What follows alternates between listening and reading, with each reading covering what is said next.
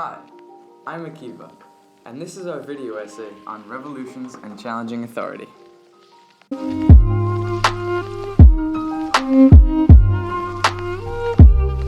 In this video, we will explore the question of if it is worth challenging authority when there is a high risk of failure.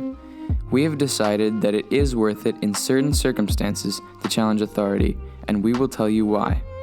First, we need to talk about how a revolution or a war against authority can even start. Even a small amount of people can make a huge difference and change many lives if they have certain circumstances on their side. They could have high numbers of people that are feeling unsatisfied with the government, a certain group of people's livelihood or lifestyle being threatened. There could only be one course of action remaining to the people. The ruler could be so oppressive that there are no other options, or the government could be controlling the people so much that they don't know what to believe. In Egypt's revolution, there were prime conditions to revolt because, despite the risk of failure, they had significant numbers and good organization through Twitter and the Muslim Brotherhood. Gigi Ibrahim, an Egyptian-American girl who lived in the midst of the Egyptian Revolution, began to tweet about what was going on around her. Against her family's wishes, she gave the outside world a look into what it was like in Egypt, and subsequently helped her own cause by spreading awareness. Also, they had been angry at Mubarak's regime for long enough, and they saw fit to revolt. Because of these factors, Egypt was able to join together and stand up against Mubarak.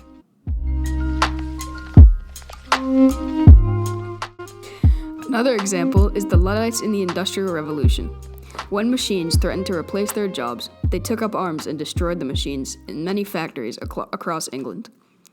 They knew their livelihood was threatened, so they turned to violence because it was the easiest option and they wanted to display their discontent with the new machines.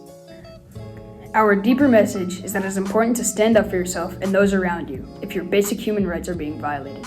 However, there are certain circumstances that deem the situation to be unreasonable, and therefore the higher authority should not be challenged.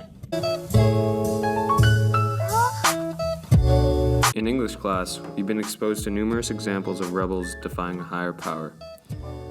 For example, we read the story of Antigone in Captain America in the Civil War comic book. In Antigone, the title character rebels against Creon, the king, by burying her brother when it is forbidden. She believes strongly in the value of burying him, and she is driven by the love she holds towards her brother, until she dies. Additionally, it is ordered by the gods, but not by Creon. Now, tell me a simple yes or no. Did you hear of my order forbidding the burial? Of course I heard it. How could I not? Yet you dared to disobey the law. Yes, I did. Because it's your law, not the law of God. Natural justice, which is of all times and places numinous, not material, a quality of Zeus, not of kings, recognizes no such law. Another example is in the Captain America Civil War comic book when Captain America rebels against Iron Man and other Avengers because he feels his rights and freedoms are threatened by the Superhero Registration Act, a law which states that each superhero must register with the government and reveal their identity.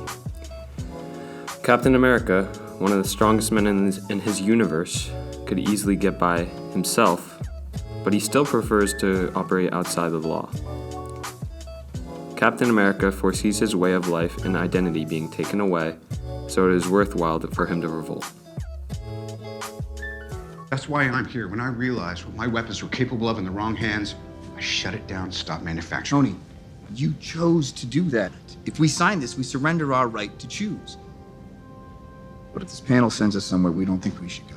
What if there's somewhere we need to go and they don't let us?